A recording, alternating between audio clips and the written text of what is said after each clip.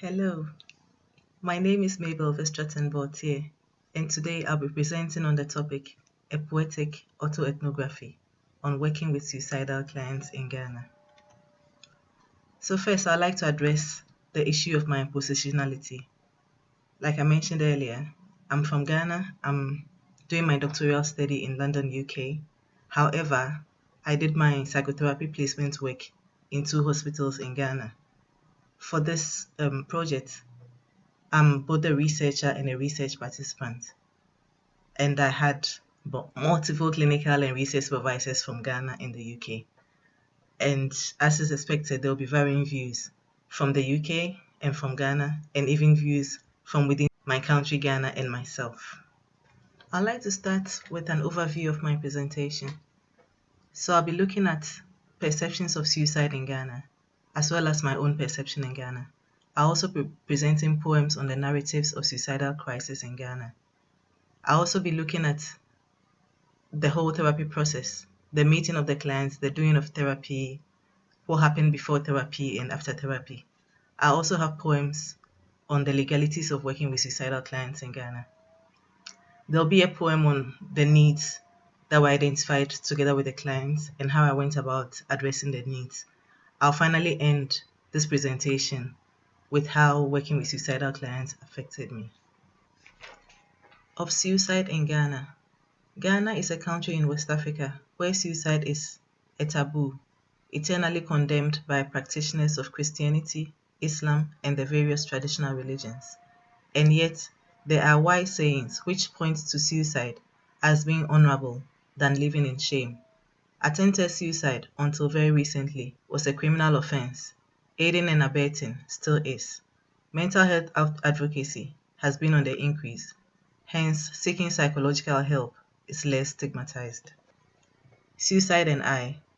Judas was my first encounter of suicide at Sunday school. Clearly, he was a bad guy, worthy of eternal damnation. That was my understanding back then. Now, I hold a more sympathetic view of him. I know also that it is not my place to assign anyone to heaven or hell. That sole right belongs to God, and clearly, I'm not him. I therefore do not see the suicidal client as a sinner, but as one wanting to live life worthy of living. Just as Hume wrote, no one ever threw away life whilst it was worth living. Narratives of suicidal crisis. The dominant narrative is that suicide is a direct result of clinical depression. However, my experience of working with suicidal clients points instead to unresolved struggles within the client's social world, as illustrated by the following 2 poems, Cinderella and An Officer Without Authority. Cinderella, used, abused, and neglected, agency taken away and denied, dreams, wishes, and preferences, even God-given talents, are not taken into account nor nurtured. At times, they are downright forbidden. If I do not have ownership of my own life, then it only makes sense that I stop living it. An officer without authority. Shame, is that my lot, to be laughed at, and my authority undermined? What did I do? Well, what did he do? He took my wife, demoted me, then made a public spectacle of me. No one stands up for me, and when I do, I'm punished even more. All I wanted was for the law to be applied, like it had been done before, when it was a senior officer's wife who was taken by another. Why is the law not being applied in my case? Is that too much to ask? My wife is gone. My authority to carry out my duties, gone. Respect among my peers, that too is gone. What's left to lose? I'll take my life then, before that too is taken away from me. Of therapists and clients. Poetic depictions under this section cover what it was like to meet the client and how the process of therapy felt overall. The meeting. We met, both shaking, unsure. One unsure how to help, the other unsure how this might help. We looked. We looked at each other. Right there, a brief eye contact was made. Through the tear-filled eyes, a connection was made.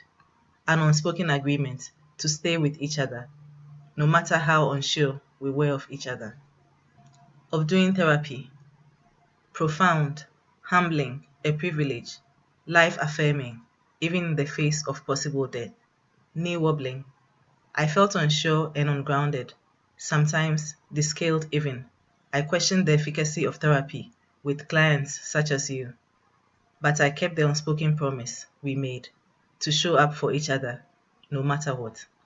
Eventually, you restored my confidence in therapy when I saw the light back in your eyes, when I saw you've turned your face towards life. Before and after therapy. Poems under this section cover a therapist's stance and an ode to a client. A therapist's stance. A prior reflection, a stance taken, urgency acknowledged, that time is of the essence, a readiness to help. Seize the chance to be kind, to be present, to bear loving witness to a fellow traveler's pain, for therein lies our healing. An ode to a client. Thank you for the opportunity, for in helping you, you did help me. In what way, you'd ask? In the following ways, I say. You forced me to take another look at my life and how I was living it. You caused me to make a choice to live and not simply to exist. To live more purposefully, to live more intentionally, to live more mindfully, and to deal with the little foxes that spoil the vine. I question why you'd want to die by your own hand, you said, because there is no point in carrying on.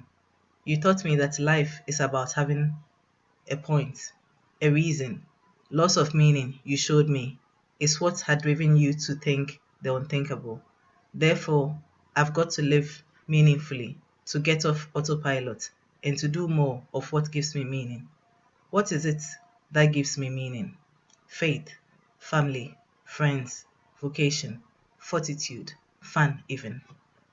You woke me up from my slumber. You made me more alert. You gave me the permission and the boldness to discard the meaningless, to embrace the meaningful, and to keep the faith. Choosing to live meaningfully can seem heavy, but it need not be. Being silly at the appropriate times can be meaningful too. So thank you for waking me up and for teaching me how to truly live. Legalities of working with suicidal clients. Up until March 2023, non-fatal suicide behavior, i.e. attempted suicide, in Ghana was a criminal offense under the country's penal code, as shown below. The following poem touches on the tension of working under such anti-suicide laws. The law and I. The law, among other things, defines the boundaries of one's work. What then is the obligation? What then are the obligations of therapists imposed by the law? To report or not to report? That's the question. Initially, the question wasn't one of my concerns. Whose responsibility was it anyway?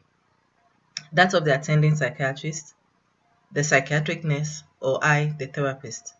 The ambiguity surrounding the mandate to report was huge. Still, it didn't bother me that much. But then, there it was, in the newspapers, jailed for attempted suicide, fined for a failed suicide, arrested on hospital bed for suicide attempt. So the law is being enforced after all. Time for a consultation with my legal friends. Legal lacuna, I'm told it's called. I feel safe again, free to work with suicidal clients without fear of facing the law, whether the law criminalizing attempted suicide is repealed or not. Identify needs of a client. During the early stages of therapy, the following were the immediate needs identified together with the client. The need for time out, the need to be trusted, the need for space and seclusion, and the need to reflect on what to do next after his suicide attempt. Dilemmas of working with suicidal clients in hospital settings. Decisions made by therapists when working with suicidal clients can have a life and death outcome.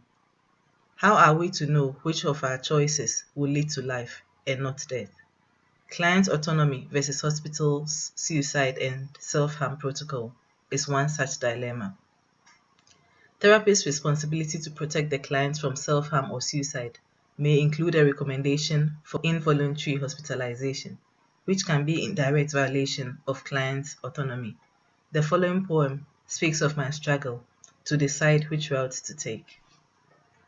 Attunement or protocol, addressing the needs of a client. Which do I follow, my head or my heart? Hospital protocol or what felt internally congruent with me? We talked about it, the possibility of him taking his life over the weekend. He said, "No, ma'am, trust me. You said I should come see you next week. I will come." It was a Thursday. His next appointment next Tuesday, the longest I've ever experienced. I held my breath all weekend. Was he tricking me into giving him the license to take his own life? My head inquired. My gut responded, "Trust him." People have not trusted him. You trust him. He's lost respect. He's been laughed at. He needs you to trust him. But why? Why should I be the one doing the hard emotional work of undoing the damage others have done him? Sorry, darling. This is not time for second guessing. The very inside of me kept saying, trust him. Give him what he needs. Don't doubt him. So I said, please, this is a risky thing I'm doing. I'm going to write that you'd be given time off from work, as opposed to having him involuntarily hospitalized and placed under suicide watch. Please come back on Tuesday. Please. I will, he said. Tuesday finally arrived, and he did show up, just as he'd promised. A more resolute man, willing to give life another go. In the end, my client is willing to live. I should be elated, and I am, but something feels missing from my own life. He lives, all well and good, but where does that leave me? Unless one is suicidal, our own death is not something we automatically ponder over, not something we think about when going about our day. All that changed for me in the therapy room when you spoke about your own death and said, "There's nothing left for me in this life." I paused to rethink how I was doing my life. Who and what was I taking for granted? My finitude was brought into sharp focus. My own mortality stared me back in the face. An evaluative look at my life helped me decide how it was I wanted to live out the rest of my days. In the end, working with suicidal clients has made me a bit more present, both with myself and with others. Thank you.